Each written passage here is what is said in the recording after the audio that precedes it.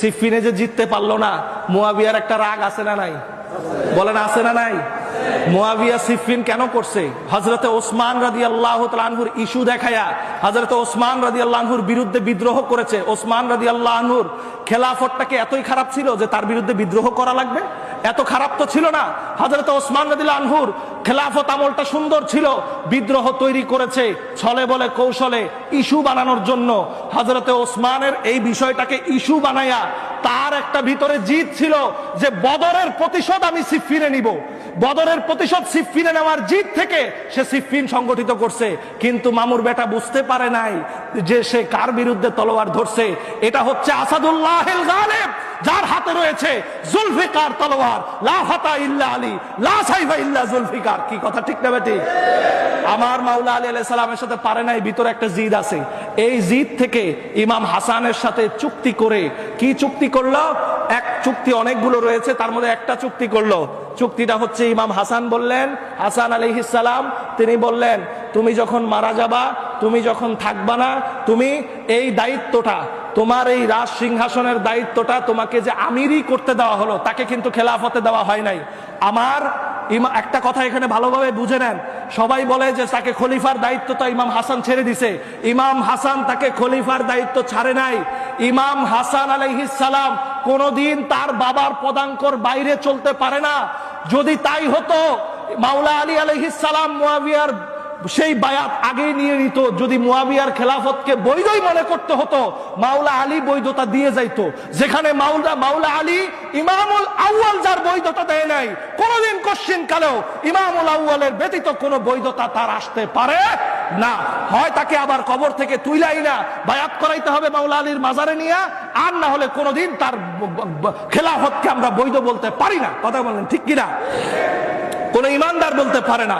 সেই আমির তাকে বলল কি, যে তোমার এই আমিরগিরি আমার সাথে চুক্তি স্বাক্ষর, তোমাকে আমি এটা ছেড়ে দিতে পারি এক শর্তে। কি শর্তে? তুমি রাজাগিরি করবা, কিন্তু তুমি যখন মারা যাবা আমার ভাই ইমামে হুসাইনের কাছে এই দায়িত্ব বুঝাই দিবা। চুক্তি স্বাক্ষর হলো। বলেন মুনাফিকের আলামত কয়টা? সবাই বলেন কয়টা? ইদা হাদ্দাসা কাযাবা, ওয়াইদা ওয়াদা আখলাফা, ওয়াইদা তুমিনা খানা। যখন আমানত দেয় খেয়ানত করে, যখন ওয়াদা করে খেলাফ করে, যখন কথা বলে মিথ্যা কথা বলে।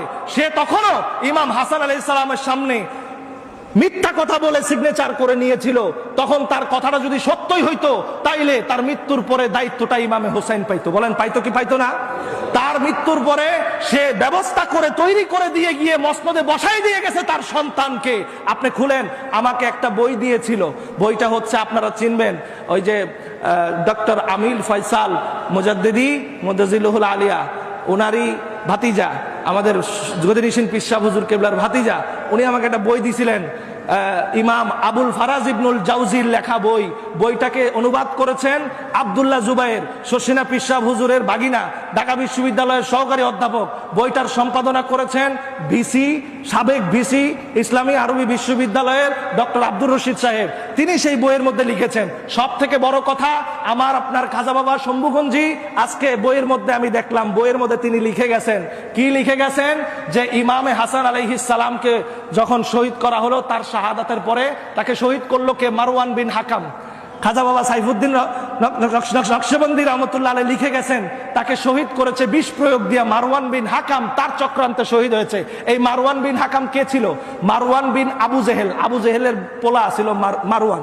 এই মারওয়ান শহীদ করছে। এই মারওয়ান দায়িত্বগত প্রশাসনিক দায়িত্বে ছিল মুয়াবিয়ার আন্ডারে। মুয়াবিয়ার প্রধান সেনাপতি, মুয়াবিয়ার প্রশাসনিক লোক ছিল কে? মারওয়ান। এই মারওয়ান। তাইলে এত বড় আওলাদে রসুলকে বিষ দিয়ে মাইরা ফেলাইলো, মুয়াবিয়া শুনে নাই? মুয়াবিয়ার কানে যায় নাই? আমার আন্ডারে আমি প্রধানমন্ত্রী, কোন মন্ত্রী কি করতেছে আমার কাছে খবর আছে না? বলেন না, খবর আছে কিনা? তাহলে এত বড় একটা আকাম করলে আমি তাকে প্রধানমন্ত্রীর পদে রাখবো? তাকে হাজতে জেলখানে, যদি সে আশেকে রসুল হইতো, আশেকে আহলে বাইত হইতো, নবীর আউলাদের সম্মান বুঝতো, তাকে বন্দি করে হাজতে দিত, নাইলে মৃত্যুদণ্ড দিত। দিত কি দিত না? দেয় নাই। বরং কি করেছে? ইমাম হাসান রাদিয়াল্লাহু তাআলা আনহার শাহাদাতের পরে তার পদোন্নতি দিয়েছে, মর্যাদা দিয়েছে। আচ্ছা বলেন তো দেখি, তার শাহাদাতের পরে মর্যাদা দেওয়া এটা কি ইশকের লক্ষণ না দুশমনির লক্ষণ? তাহলে আহলে বাইতের সাথে দুশ্মনী করলে নবীজি বলে গেছে কিনা যে আহলে বাইতের সাথে দুশ্মনী করলে ধ্বংস হবা, কি বলছে কি বলে নাই? তাইলে আহলে বাইতের সাথে দুশ্মনী। ইমাম হাসান আলাইহিস সালাম চলে যাওয়ার পরে খাজা বাবা সাইফুদ্দিন শম্ভুগঞ্জি তিনি লিখতেছেন যে এই মুয়াবিয়া সে ব্যক্তি প্রশাসনিক কর্মকর্তা নিয়োগ করলো মদিনাতুল মুনাওয়ারায় 4 জনের জোর করে বায়াত নেওয়ার জন্য, সাহাবা ইকরামকে ফোর্স করে তার কুপুত্র মদখোর পুত্র ইয়াজিদের বায়াত নেওয়ার জন্য সাহাবা ইকরামদেরকে ফোর্স করলো। অনেক সাহাবা ইকরাম বায়াত গ্রহণ করলো, তার অত্যাচারে পড়ে তার তলোয়ারের সামনে পড়ে সেই বায়াত গ্রহণ করার পরে 4 জন বায়াত গ্রহণ করে না, কোনো মতেই গ্রহণ করে না। তার মধ্যে একজন ইমামে হোসাইন ইবনে আলী, 2 নম্বর হযরতে আব্দুল্লাহ ইবনে জুবাইর, 3 নম্বর আব্দুল্লাহ ইবনে ওমর, 4 নম্বর আব্দুর রহমান ইবনে আবি বকর। এই 4 জন ক্ষমতা তার বায়াত গ্রহণ করে না, ইয়াজিদের বায়াত। মুয়াবিয়া ইবনে আবি সুফিয়ান লোক পাঠাইলো, যে করে হোক 4 জনের বায়াত গ্রহণ করো, 4 জনের বায়াত গ্রহণ করতেই হবে। মারওয়ান মদিনায় আসলো, মদিনায় এসে 4 জনের উপর খুতবা দিল, জোর জবরদস্তি করলো, এমনকি সে পায়তারা করলো। সে বলল যে মুয়াবিয়া আবু বকর এবং ওমর রাদিয়াল্লাহু তাআলা আনহুমা তাদের সিস্টেমে বায়াত নিচ্ছে, মুয়াবিয়া নাকি আবু বকর আর ওমর রাদিয়াল্লাহু তাআলা আনহুমার সিস্টেমে নাকি বায়াত নিচ্ছে। সেদিন হুজুর বিন আদি দাঁড়িয়ে প্রতিবাদ করেছিল। হুজুর বিন আদি একজন জলিলুল কদর মুহাজির সাহাবী, হুজুর বিন আদিকে জীবন্ত মাটির নিচে মুয়াবিয়ার নির্দেশে পুঁতে দেওয়া হয়েছিল। হুজুর বিন আদিকে, এই হুজুর বিন আদি জলিলুল কদর সাহাবী ছিলেন, রাসূলে পাকের শ্রেষ্ঠ বয়োজ্যেষ্ঠ একজন সাহাবী ছিলেন, তাকে হত্যা করা হয়েছে।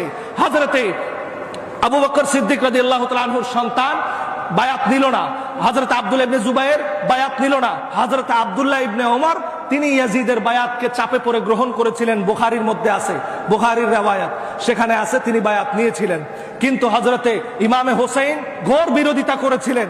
পরবর্তীতে যেই বছর তাদেরকে হুমকি দেওয়া হলো, খাজা বাবা সাইফুদ্দিন শম্ভুগঞ্জি হুজুর কেবলা রাহমাতুল্লাহ আলাইহি তিনি লিখতেছেন পরবর্তী বছর মুয়াবিয়া 1 লক্ষ সৈন্য নিয়ে মক্কা শরীফে হজের সিজনে হজ করতে আসছে। চিন্তা করেন, হজ করতে আসে কার ঘরে? আল্লাহর ঘরে। কার ঘরে আসে? আল্লাহর ঘরে হজ করতে আসে।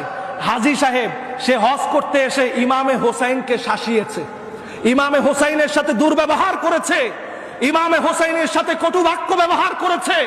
শুধু তাই নয়, আব্দুল্লাহ ইবনে জুবাইরের সাথে কটু বাক্য ব্যবহার করেছে, হযরতে আব্দুর রহমান ইবনে আবু বকরের সাথে কটু বাক্য ব্যবহার করেছে। সে বলেছে আমার মনে হচ্ছে একটা লাল উট জবাই করা খুব প্রয়োজন। লাল উট দিয়ে বুঝাইছে ইমামে হোসেনকে। নাউজুবিল্লাহ পড়েন। খুলেন, আজকে ওনার কাছে বই আছে, খাজা বাবা শম্ভুগঞ্জি যদি না লিখে যায় আমাকে বললেন। সেখানে লিখেছে তাকে ইমামে হোসেনকে লাল উটের সাথে তুলনা করে তাচ্ছিল্য করেছে। নাউজুবিল্লাহ পড়েন। তাহলে যে ব্যক্তি বেহেশতের সর্দার হযরতে হুযায়ফা রাদিয়াল্লাহু তাআলা আনহু, হুযায়ফা ইবনুল ইয়ামান থেকে হাদিস বর্ণিত, জিবরিল আমিনকে আল্লাহ বলে পাঠাইছে, এটা রাসূলুল্লাহর কথা না, গিয়ে বলো রাসূলকে যে আমি আল্লাহ বলতেছি, বেহেশতের সর্দার আমি আল্লাহ বানায় দিলাম হাসান আর হুসাইনকে। পড়েন না সুবহানাল্লাহ। তাহলে যে ব্যক্তি হযরতে হুসাইনকে 4 পাওয়া জানোয়ারের সাথে তুলনা করে সে কি কোনোদিন জান্নাতি হতে পারে? পৃথিবীর মানুষ যদি একদিকে দাঁড়ায় বলে সে জান্নাতি, একলা আমি আরেক দিকে দাঁড়ায় বলবো কোনদিন আমি তার জান্নাতে যেতে চাই না। সারা পৃথিবীর মানুষ দুনিয়ার দলিল দিয়ে বললেও